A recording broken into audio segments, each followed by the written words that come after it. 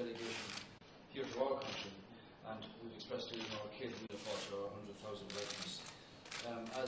As we've pointed out, the links between our two countries, small and very large, are deep and go back for a very, very long time.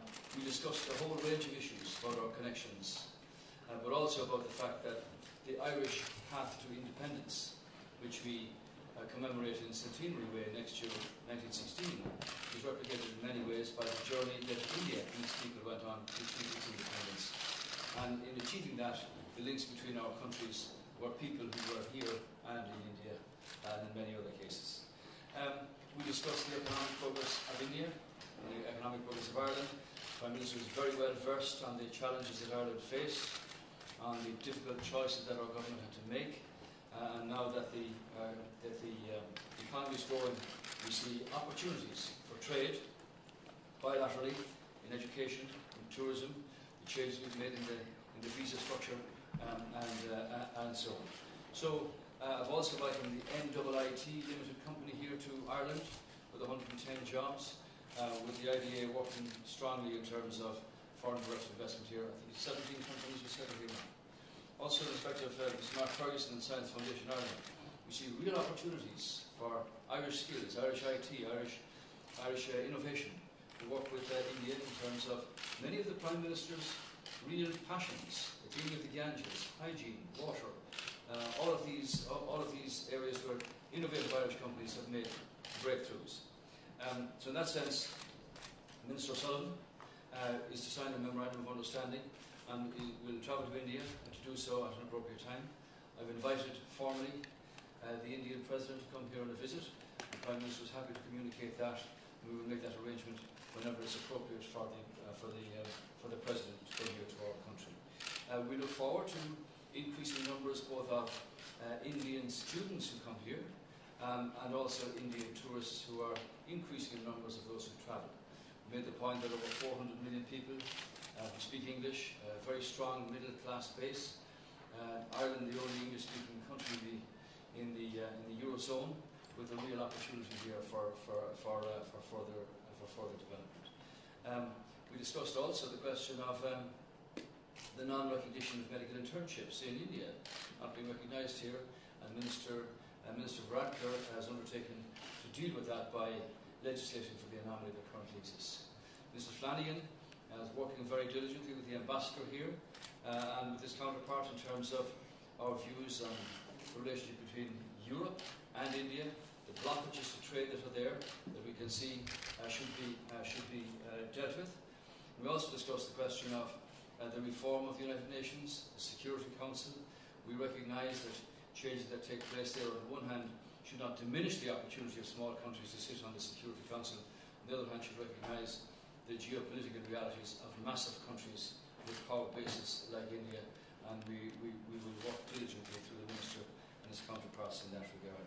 We've pointed out Ireland's very strong record in terms of humanitarian relief and peacekeeping missions around the world. Our 60th year of involvement in that, and that since the UN was founded practically, Ireland's always had a presence somewhere on the planet dealing with humanitarian or peacekeeping issues.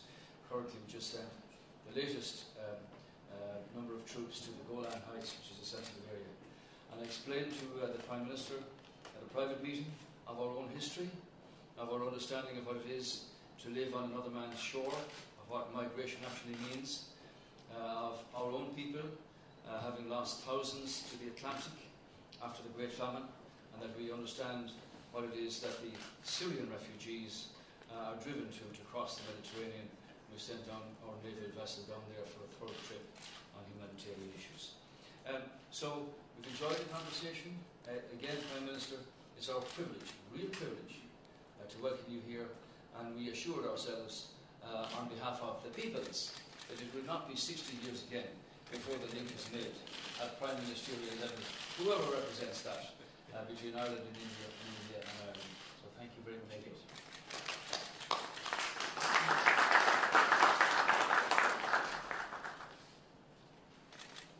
Your Excellency, Taoiseach, and Kenny, members of the media.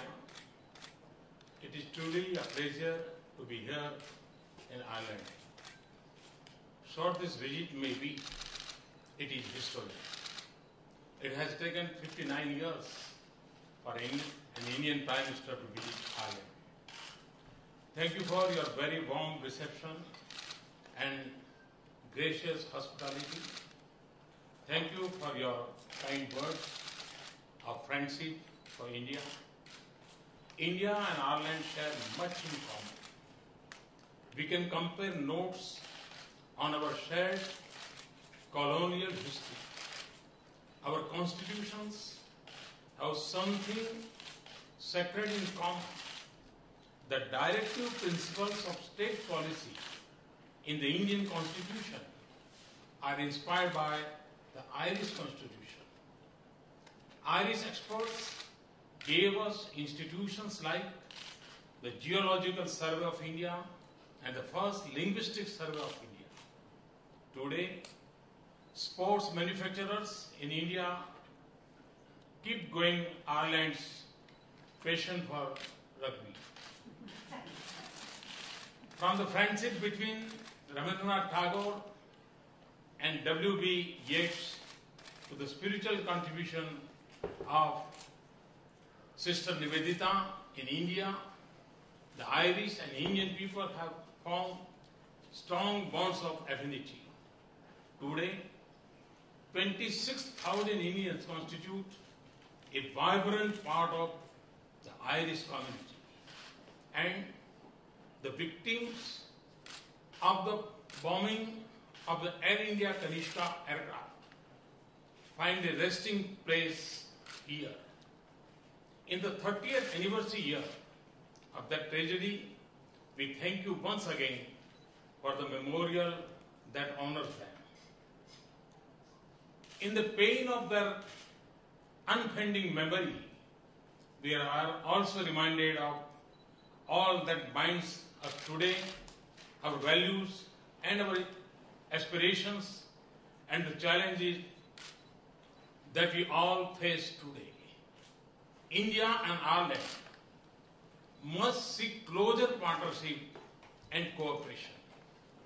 India and Ireland are among the fastest growing economies of Asia and Europe.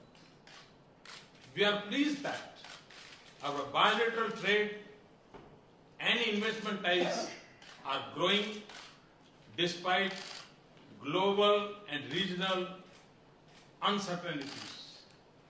Our economic partnership can have a strong technology focus, information technology, biotechnology, and pharmaceuticals, agriculture, and clean energy.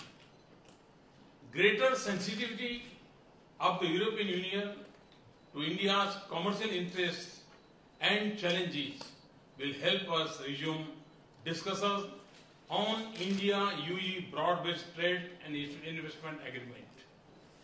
India and Ireland are ideally placed to form productive partnership to take advantage of the opportunities in the digital age. I hope that our joint working group of information technology will meet soon to chart out the roadmap for collaboration. I also hope that Ireland's visa policy will be sensitive to the requirements of India's information technology firms. I convey our interest in concluding a social security agreement which will be of great help to professionals from both countries. I am glad that we will soon have direct air services by airlines of both countries. This will not only promote our business links, but also give a strong boost to our tourism ties that are already growing at 14% per year. Science and technology and education are two other areas where we have a good history of cooperation and where we can do much more. India's Science Center in Karnataka is one example of that cooperation. I was pleased to exchange views on a broad range of international challenges, including terrorism, radicalization, and the situation in Europe and Asia. Our discussion underlined the importance of closer cooperation between countries like India and Ireland, which share democratic values and are consistent advocates of international peace and stability. In this context, we discussed the role of the United Nations and its Security Council in meeting these challenges in the 21st century. India and Ireland have been partners in peacekeeping operations. I thank Ireland for its leadership in sustainable development goals. I sought Ireland's support for the reforms of the UN Security Council within the fixed time frame, in particular for successful conclusion of intergovernmental negotiations in the 70th year of the United Nations. I also sought his support for India's permanent membership of the Reformed Security Council. India and Ireland are peace-loving countries. We have both been at the forefront on non-proliferation. We respect Ireland's strong and principled position on this issue. India has also been a leading voice on universal nuclear disarmament since independence. We remain strongly committed to that goal. Our credentials and record non-proliferation are second to none. Ireland's support was crucial for India's specific exemption from the nuclear suppliers group in 2008. With rapid growth in India's enormous energy demand, it has opened a big option to pursue a sustainable development path. I have now sought Ireland's support for India's membership of the NSG and other international export control regimes. India's membership will deepen our bilateral cooperation and strengthen international non-proliferation efforts. Mr. Prime Minister, I live convinced that India and Ireland must invest more to realize the vast potential of this relationship. India was the first country with which you established diplomatic relations in Asia. We can now be your anchor in Asia. Similarly, for India, I see Ireland as a vital gateway to Europe and a bridge across the Atlantic. Thank you once again for your hospitality, and it has been a couple of decades since you last visited India. I look forward to seeing you in India. Thank you.